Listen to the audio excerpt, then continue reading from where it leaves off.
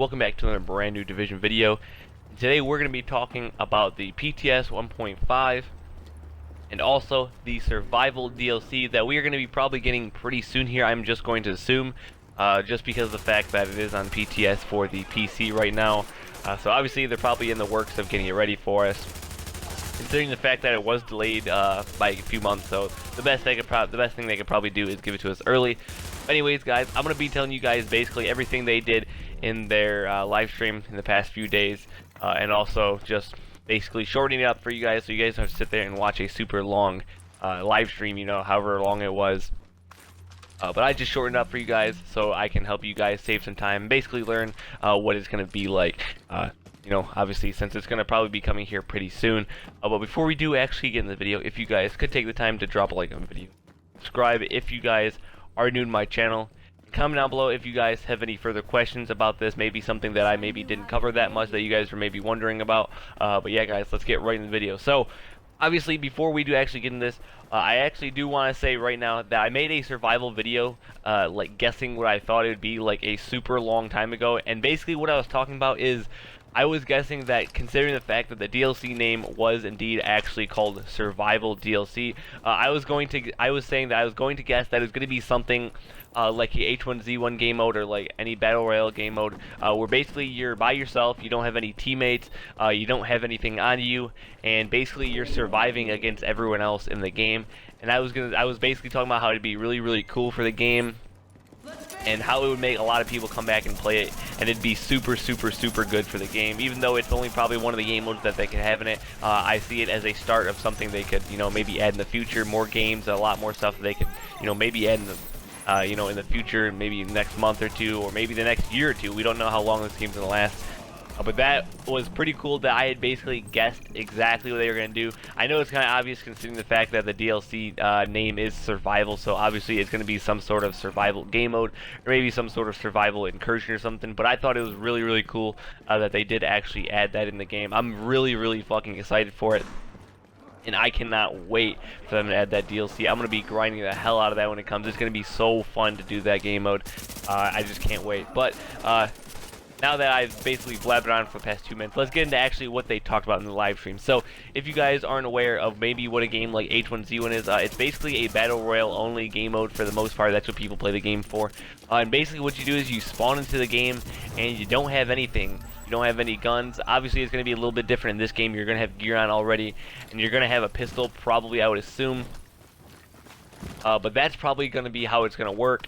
Obviously, you start out with only green gear, like I said before. You start out with green gear, your DPS, all that shit is probably really bad. All you start out is with a pistol, and you're basically on your own.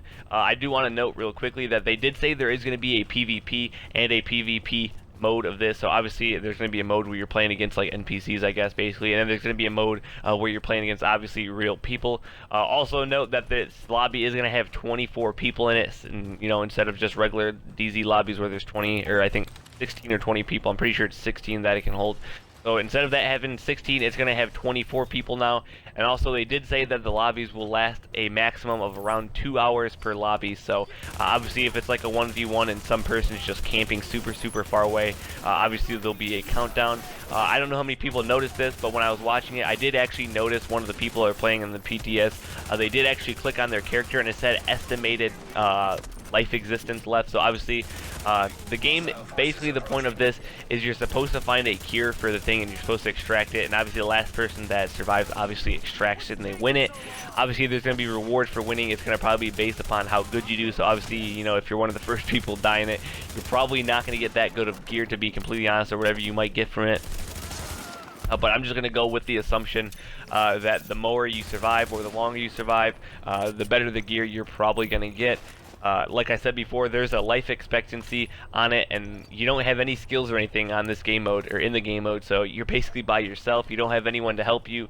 I'm not really sure if you can actually have teammates in it, if you can team up. That'd be kind of like pointless. I wouldn't really want to go around like in a 4-man party and just no. I'd like to do it solo and just basically get everything by myself, survive by myself, and try to win by myself. I think that'd be pretty cool.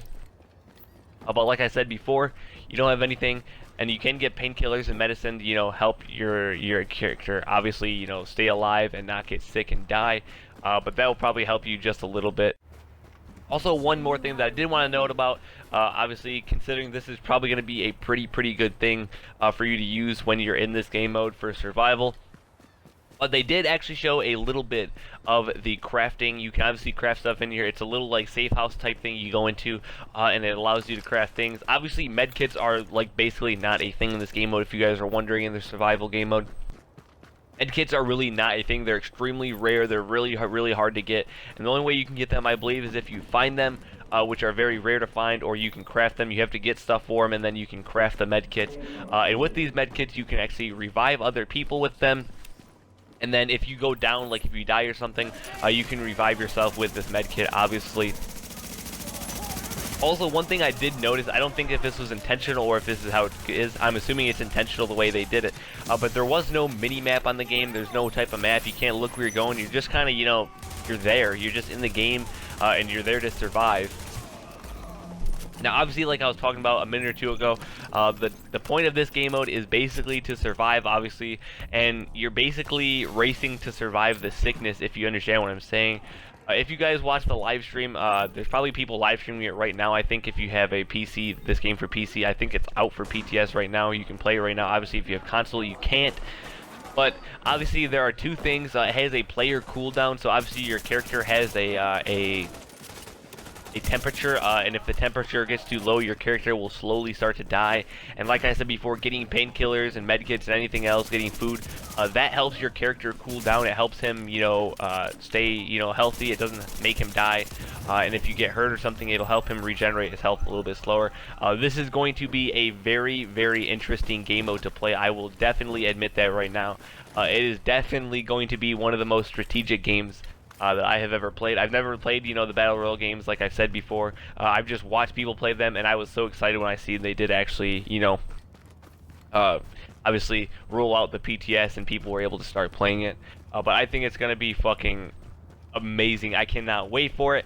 Also, if I didn't miss anything, like I said before, you don't get any skills, so obviously, like I said before, you're going to start out with a pistol and shitty green gear. You're not going to have any medkits, you don't have any skills, you don't have any food, you don't have anything. You got to go find that shit. You're surviving to being the lone survivor in this game mode. The lone survivor is going to probably get, you know, I'd say pretty decent gear for becoming in first place. I'm just going to assume. Obviously, note that if you kill someone, you can pick up their stuff, just like H1Z1. If you kill someone, you can just sort of pick up their stuff, look at what they got, and probably run before you get shot. I'm not sure how many people you can have in a group, or if you can even have groups. I'm hoping there's not maybe more than 2, but we'll see when they, you know, release more information about it. But other than that, guys, that's all I got for you guys today. If you guys did enjoy this video, make sure to click that like button. I'll catch you guys in the next video tomorrow. Out.